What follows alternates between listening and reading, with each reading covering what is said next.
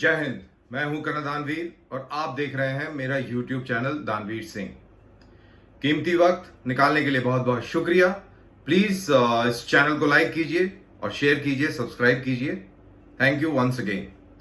तो आज मैं बात करने वाला हूं भारत की लीडरशिप के लिहाज से कि क्या इस डिसऑर्डर के फेज में, डिसऑर्डर बोले तो अफगानिस्तान के अंदर जो डिसऑर्डर देखने को हमें मिल रहा है, क्या इस डिसऑर्डर का फायदा उठाकर हिंदुस्तान एक लीडरशिप रोल में आ सकता है? यह मैं इसलिए कह रहा हूं क्योंकि अफगानिस्तान और सेंट्रल एशिया को लेकर कोई भी बातचीत हुई, उसमें भारत को शामिल नहीं किया गया। भारत की वैल्यू उस तरीके से नहीं देखी गई क्योंकि भारत ने कभी अपनी लीडरशिप उस तरीके से दिखाई भी नहीं। जब आप अपनी इच्छा नहीं दिखाएंगे तो आपको कैसे कोई चांस देगा? आपने इच्छा नहीं दिखाई, आपने सिर्फ बात करी कि हमने $3 बिलियन का निवेश किया अफगानिस्तान में। अरे भाई, तुमने 3 बिलियन का किया तो अगले ने 1 ट्रिलियन का किया। 82 बिलियन के तो हथियार वहां पे वो तालिबान के लिए छोड़ गया।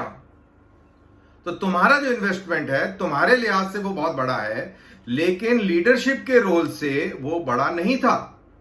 और लीडरशिप के साथ साथ मैं हमेशा से कहता आया हूं कि जियोपॉलिटिकल गेम्स अखाड़े में उतर कर खेले जाते हैं, दर्शक दीर्घा से ताली बजाकर और ईट्स खिलाकर और बाकी हौसला अफजाई करके नहीं होते हैं। तो मेरे ख्याल से अभी का जो कॉन्टेक्स्ट है, जिस तरीके से अफगानिस्तान के अंदर डिसऑर्डर हुआ है अमेरिकनों के जाने के बाद, और चाइना घुसना चाहता है बट रिलक्टेंट है, वो पाकिस्तान के पीठ पर चढ़ के वहां अफगानिस्तान में जाना चाहता है लेकिन खुद नहीं जाना चाहता है। तो क्या ऐसे मौके पर भारत परचम हाथ में पकड़ सकता है? क्या भारत लीडरशिप दिखा सकता है? और एक और इंपॉर्टेंट प्लेयर रशिया। एक जमाना था जब सोवियत यूनियन इस दुनिया का सुपर पावर था, लेकिन आज उसका सबसे बड़ा मुल्क रशिया वो सुपर पावर नहीं है, बल्कि वो चाइना का सेकंड फिडल है, चाइना का एक शैडो है, चाइना का एक फ्रेंड और लेसर पार्टनर है। इकोनॉमी उसकी बुरी हाल में है, मिलिट्री स्ट्रांग है, टेक्नोलॉजी उसके पास है, क्षेत्रफल है, लेकिन वो उस तरीके की पॉपुलेशन नहीं है जिस तरीके की पॉपुलेशन चाइना और इंडिया में है। हमारे पास में यूथ पावर है। हम दोनों इस खित्ते की सिविलाइजेशनल पावर्स हैं, चाहे वो हान सिविलाइजेशन हो, चाहे वो इंडो गैंजेटिक सिविलाइजेशन हो, इंडस वैली सिविलाइजेशन हो। हमारी सिविलाइजेशन बहुत स्ट्रांग है और उसी से हमारी इथॉस भी आती है। हम मजबूत लोग हैं, हम कमजोर नहीं हैं, लेकिन हम रिलक्टेंट हो जाते हैं जब ये वाला जब खेल शुरू हो जाता है, स्पेशली मिडिल ईस्ट के अंदर, या अभी मिडिल ईस्ट का बिल्कुल, मिडिल ईस्ट तो नहीं कहेंगे, सेंट्रल एशिया के अंदर अफगानिस्तान, यहां पे हम थोड़ा रिलक्टेंट हो जाते हैं। आपको मेरी बातों से लग रहा होगा कहीं करण साहब हमको ये तो नहीं कह रहे कि हम अपनी फौजें ले जाएं। मैं बिल्कुल के कतई नहीं कह रहा हूं, फौजें वहां पे ले जाने की जरूरत नहीं है। अब जो हालात पैदा हो रहे हैं जिसके अंदर तालिबान भारत की तारीफ कर रहा है, भारत को कह रहा है कि आप आए, आप हमारे साथ हाथ मिलाएं, तो क्या भारत को तालिबान से हाथ मिलाना चाहिए? अभी 2 दिन पहले मैंने एक वीडियो किया जिसके अंदर मैंने दोनों तरफ के तर्क रखे कि क्या तालिबान से बात करनी चाहिए, उसके तर्क रखे, क्या तालिबान के साथ बात नहीं करनी चाहिए, उसके तर्क रखे, और अपना भी पॉइंट ऑफ व्यू बताया कि हमको अभी तालिबान से बात नहीं करनी चाहिए क्योंकि उसका मैसेज पूरे देश के अंदर गलत जाएगा। पॉलिटिकल मैसेज भी और सोशल मैसेज भी गलत जाएगा कि हम आतंकवादियों के साथ खड़े दिखेंगे अगर तो। लेकिन जो जियोपॉलिटिक्स होती है वो इमोशंस के ऊपर नहीं चलती है बॉस, वो हार्ड रियलिटीज के ऊपर चलती है।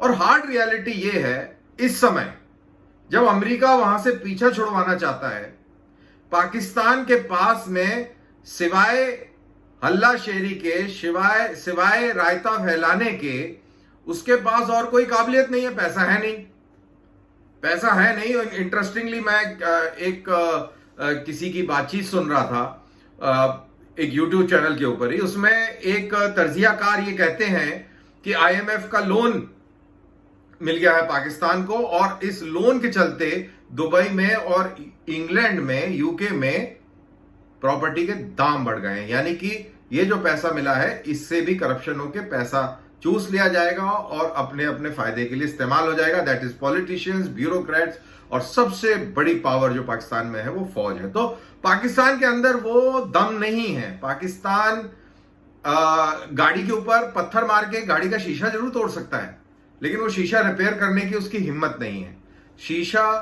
नया शीशा लगा दे, उसके पास उतने पैसे नहीं है। टेप से जोड़ दे, वो ठीक है जोड़ देगा, लेकिन वो चलेगा नहीं शीशा, उससे गाड़ी उस रफ्तार से नहीं चल पाएगी। तो basically Pakistan is a disruptor.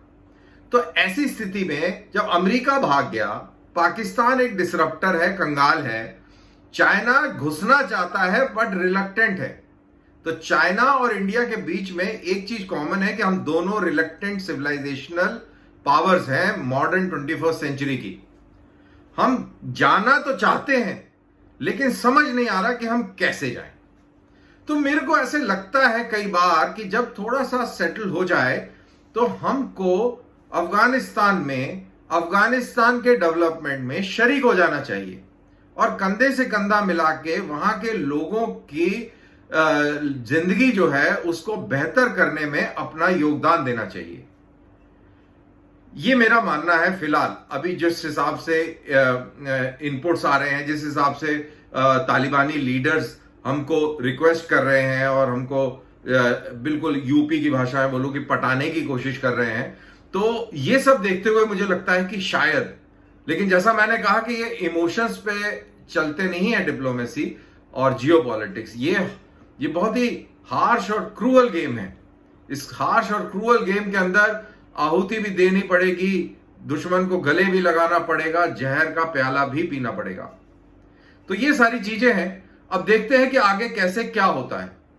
लेकिन अगर हम लीडरशिप रोल में नहीं आएंगे, चाहे हमारे पास कितनी ही काबिलियत क्यों ना हो, चाहे हम दुनिया के बड़े मुल्कों में शुमार हो, चाहे हमारे पास यूथ पावर बहुत बड़ी हो, इंडस्ट्रियल बेस इस मुल्क में अच्छा हो, इकोनॉमी राइज कर रही हो, चाहे धीरे ही सही कोरोना काल के बाद या कोरोना काल में, लेकिन राइज कर रही है, डेमोक्रेसी स्ट्रांग है, जुडिशरी स्ट्रांग है, आपकी जो जर्नलिस्ट पावर है, जर्नलिस्टिक पावर है, that is freedom of speech खुला है, आप कुछ भी बोल सकते हैं। ये इस मुल्क की खासियत है।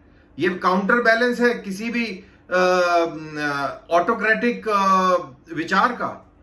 ये मुल्क है जहां पर आप अपना प्रेशर जो है वो रिलीज कर सकते हैं। इतने दिनों से किसान आंदोलन सड़कों पे बैठे हैं, वो नाखुश है किसी चीज से, वो एहतजाज कर रहे हैं, वो प्रोटेस्ट कर रहे हैं, वो पूरा प्रयास कर रहे हैं कि अब उनकी बातें सुनी जाएं और लोग उन पर ध्यान दें। सीएए का प्रोटेस्ट हुआ कि नहीं हुआ, ये इस मुल्क की खासियत है। क्या ऐसा प्रोटेस्ट सऊदी अरेबिया में हो सकता है? क्या ऐसे प्रोटेस्ट ईरान में हो सकते हैं? क्या ऐसे प्रोटेस्ट पाकिस्तान में हो सकते हैं? जबकि पाकिस्तान तो एक फेल्ड स्टेट है, वहां हो सकते हैं, सवाल ही नहीं पैदा होता कि हो सकते हैं। तो ये हमारे मुल्क की खासियत है। जब हमें लगता है कि हमारे मुल्क के अंदर बहुत ज्यादा पॉलिटिक्स हो रही है, तो ये मान के चलिए कि अलग अलग लोगों की जो भावनाएं हैं वो आपस में टकरा रही हैं और वो उनमें मंथन चल रहा है। लेकिन देश स्थिर है, देश की सशस्त्र सेनाएं मजबूत हैं, देश का जो विचार है वो स्ट्रांग है, इसीलिए ये मुल्क स्ट्रांग है। और अगर हम इतने स्ट्रांग हैं तो हम झंडा क्यों नहीं उठा लेते और क्यों नहीं हम अफगानिस्तान के अंदर लोगों की मदद करने को तैयार होते जब तालिबान हमको न्योता दे रहा है। मेरे को लगता है कि इसके ऊपर हमें बहुत डीपली सोचना चाहिए और ज्यादा विचार विमर्श करना चाहिए। देश के अंदर एक बहस छिड़नी चाहिए, एक राष्ट्र संवाद होना चाहिए और यह पता लगाना की कोशिश करनी चाहिए हमारी सरकार को कि देश क्या सोचता है इस बात पे। क्योंकि मेरे ख्याल से ये बहुत अहम मुद्दा है। अगर हम तालिबान, या मैं तालिबान का नहीं बोलूंगा, अगर हम अफगानिस्तान के साथ खड़े होते हैं अफगानिस्तान की मदद में खड़े होते हैं, तो हम पूरी दुनिया के अंदर एक किस्म की स्थिरता और शांति बहाल कराने में बहुत बड़ा योगदान देंगे। लेकिन अगर हम नहीं करते हैं, अगर हम नहीं कर पाते हैं, तो आप ये मान के चलिए कि जो अफगानिस्तान में हो रहा है, इसके जो रिपल्स हैं, ट्रेमर्स हैं, ये बहुत दूर तक महसूस किए जाएंगे। ये आपके south Asia, Indonesia, Malaysia, Brunei, वहां तक जाएंगे और उधर यूरोप भी बचेगा नहीं। और अमेरिका को लगता है कि उसने वो अपना मुद्दा हासिल कर लिया अफगानिस्तान में, तो वो गलत फहमी है। दर्द वहां भी होगा, न्यूजीलैंड में होगा, ऑस्ट्रेलिया में होगा। ये इतना खतरनाक खेल हुआ है अफगानिस्तान में। तो ऐसे डिसऑर्डर में और ऐसी स्थिति के अंदर क्या हमें रहनुमाई करनी चाहिए इस पूरी दुनिया की, जहां से हम पीसफुल एरा को सपोर्ट कर सके, पीसफुल विचारों को सपोर्ट कर सके और मजबूर कर सके उन लोगों को कि तुम इन मानवाधिकारिक जो पॉइंट्स हैं उनके ऊपर फोकस करें। अब मानवता के ऊपर फोकस करें। अब मानवता के लिहाज से आप अफगानियों के ऊपर राज करें। क्या हम ये कर सकते हैं? मेरे ख्याल से हम बिल्कुल कर सकते हैं। हमें ये काबिलियत है, हमें ये बहुत काबिलियत है। तो इसके ऊपर हमें सोचना चाहिए। और आई एम श्योर इस वीडियो से आप भी इस बारे में सोचेंगे। क्या आपने सोचा है? क्या आपको लगता है? आपके वैल्यूएबल कमेंट्स जरूर कमेंट बॉक्स में डालिए, मैं बिल्कुल उनको पढ़ूंगा। और अगला एक वीडियो जो बनाऊंगा इसी कॉन्टेक्स्ट में, तो मैं उन पॉइंट्स को ध्यान में रखते हुए और अपनी बात कहूंगा। कम से कम मैं और आप तो आपस में बात कर ही सकते हैं और इस अहम मुद्दे के ऊपर एक चीज जरूर निकाल के, उस मंथन करके एक चीज जरूर निकाल के हम प्रस्तुत कर सकते हैं। बहरहाल बहुत बहुत शुक्रिया कि आपने अपना कीमती वक्त निकाल कर ये मेरा वीडियो देखा।